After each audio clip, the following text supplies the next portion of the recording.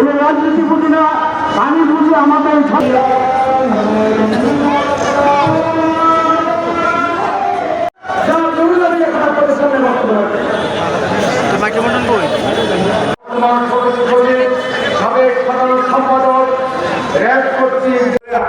আমি অথবা এনে জিজ্ঞাসা করে আপনার তার কি কণ্ঠ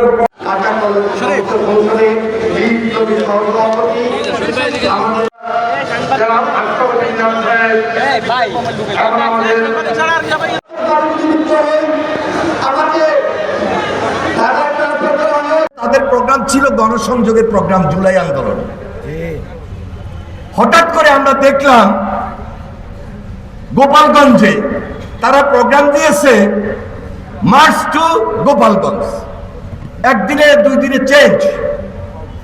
এটা আমি মনে করি এটা তলিয়ে দেখা দরকার, এর পিছনে কোনো হীন উদ্দেশ্য আছে কিনা। কারণ সামনে তো নির্বাচন, এই ধরনের গন্ডগোল যদি হয়ে যায় নির্বাচনটা কষ্টের মুখে পড়তে পারে। পড়ে যে নির্বাচন নিয়ে এখন পর্যন্ত এতগুলা কথা, তাহলে আপনারা কিভাবে গেলেন, কিভাবে বের হয়ে আসলেন? যদি আমি এনসিপি কে বলি মজিদবাদের যদি কবর দিতে হয় গোপালগঞ্জ যাওয়ার দরকার আছে? আরে মজিদবাদের কবর তো মজিদবাদেই দিছে। মজিদবাদের কবর তো ৭২, ৭৩, ৭৪, ৭৫ গত ১৭ বছর হাসিনা দিয়েছে। আমার আপনার আন্দোলনের মধ্য দিয়ে কি মুজিববাদ কবর হয় নাই? মুজিববাদ কবর দিতে হলে কি গোপালগঞ্জে দিতে হবে? আমি যখন দেখলাম সকালবেলায় ইউনের গাড়ি, পুলিশের গাড়ি, নিরাপত্তাহীনতায়, তাহলে সেখানে আমাকে চিন্তা করা দরকার ছিল আমার পরবর্তী কর্মসূচির ধাপটা কি ধরনের হবে, হওয়া উচিত কিনা। হলেও আমি সকল রাজনৈতিক দলের সঙ্গে তাৎক্ষণিক মুহূর্তে আলোচনার দাবি রাখে না, বরং আমরা লক্ষ্য করেছি আরে কালুয়া স্লোগান তো ওবায়দুল কাদের থাকা অবস্থায় ছিল, কিন্তু কালুয়া স্লোগান মানুষ কখনো গ্রহণ করে নাই, পছন্দ করে নাই। আর কালুয়ার সঙ্গে জামাত বলেন, এনসিপি বলেন, তারেক জিয়ার সম্পর্কে যে স্লোগানটা দিয়েছে মুখে নেওয়ার মতো। তাহলে একসঙ্গে আন্দোলন করলাম, একসঙ্গে লড়াই করলাম, ফ্যাসিবাদের কর্তৃত্বকে রুখে দেওয়ার জন্য মাঠে ময়দানে ঐক্যবদ্ধভাবে ছিলাম, ১৭ বছর ছিলাম। এরপরে সর্বশেষ জুলাই আগস্ট আন্দোলনে গণঅভ্যুত্থানে ছিলাম। তারেক জিয়ার বিরুদ্ধে এই স্লোগান দিতে হবে কেন? যারা এই স্লোগান দিয়েছে এই স্লোগানের মধ্যে হীন উদ্দেশ্য আছে।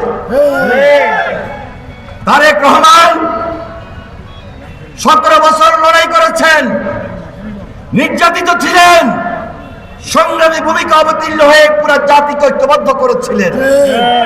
আজকে তারেক রহমানের বিরুদ্ধে এইভাবে স্লোগান দেওয়া, এইভাবে বক্তব্য দেওয়া, আমরা মনে করি এটা শোভা পায় না।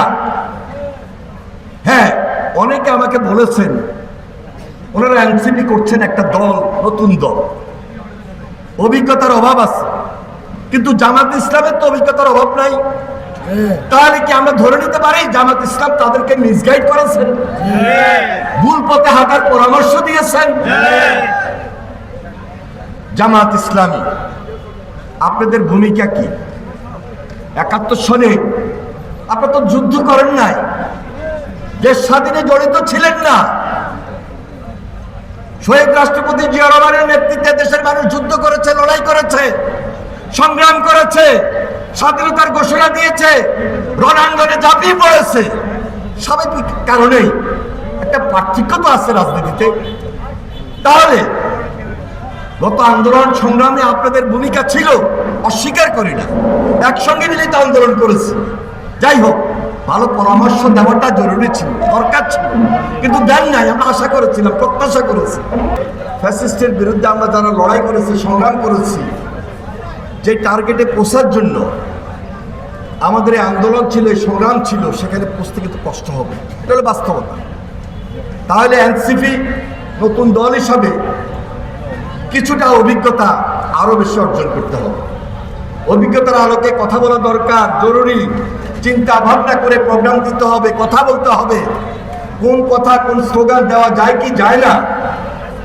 কথায় কথায় তারেক জিয়ার বিরুদ্ধে স্লোগান দিলে চলে না, কথায় কথায় বিএনপির বিরুদ্ধে স্লোগান দেওয়া উচিত না।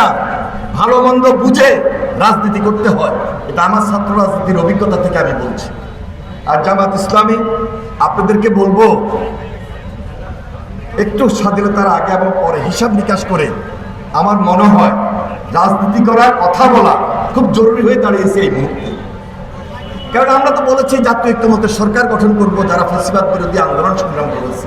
তাহলে আপনাদেরও তো দায়িত্ব আছে। সে দায়িত্বটা কি?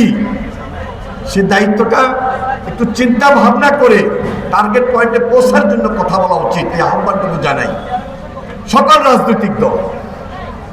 আরেকটা রাজনৈতিক দল আছে ইসলামিক শাসনতন্ত্র আন্দোলন, আগেও বলেছেন এখনো বলছেন। আপনাকে বুঝতে হবে হাসিনা থাকা অবস্থায় কি বলেছেন, হাসিনা থাকা অবস্থায় কি করেছেন, আর এখন কি বলতে চান, কি বুঝাইতে চান দেশের মানুষ কি আমরা বুঝি না? তাহলে ইসলামী আন্দোলন, আমি আপনাদেরকে বলছি মুরব্বী মানুষ, একটু মুরব্বিয়ানা অবশ্যই দেখানো উচিত দায়িত্বশীলতার সহিত। এর বেশি কিছু বললাম না, আমার মনে হয় বুঝতে কারোর বাকি নাই। তো আমার লক্ষ্মীপুরের প্রিয় ভাইরা, আমরা ইউনিটিটাকে জোর দিচ্ছি, ঐক্য, শুধু ঐক্যের মধ্যে থাকবেন ইনশাআল্লাহ।